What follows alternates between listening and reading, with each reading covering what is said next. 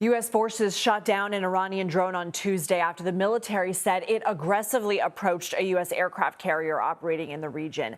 The Abraham Lincoln aircraft carrier is the centerpiece of a dozen warships, including multiple guided missile destroyers and squadrons of fighter jets in the massive military buildup in the Middle East. CBS News senior White House correspondent Weijia Jiang joins us now for more on the dramatic escalation and tensions involved here. So, Weijia, the U.S. is planning to meet with Iran on Friday. How might these talks be complicated by this development? Well, Lindsay, we know that those talks are still on the books and will be led by White House Special Envoy Steve Witkoff, who, of course, has been involved in so many critical negotiations on behalf of the U.S., one of the president's closest advisors. And the White House tells us that he still plans to meet with counterparts and that President Trump still wants to find a diplomatic solution above anything else. However, the press secretary, Caroline Leavitt, also said that it takes two sides to get there. And so obviously the U.S. is going to want to see what this drone meant, why it was there in the first place, and that could certainly impact the negotiations as that conversation moves forward.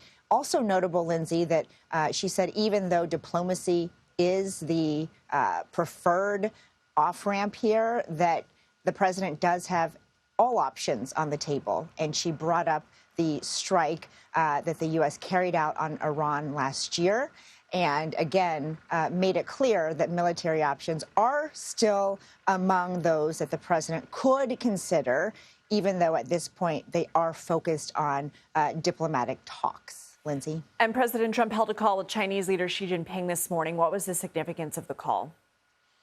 Well, they did talk about Iran, which is incredibly significant as the U.S. tries to alienate Iran in many ways. They recently announced severe sanctions on any countries that continues to do business with Iran. And of course, China and Iran work very closely in that regard. But the president and Xi Jinping also have a lot to talk about with regard to their own relationship between Beijing and the U.S., especially, Lindsay, because they are planning to meet, according to the White House, in April. So in addition to trade, they talked about Taiwan. The president said it was a wide-ranging phone call and said it was a positive one.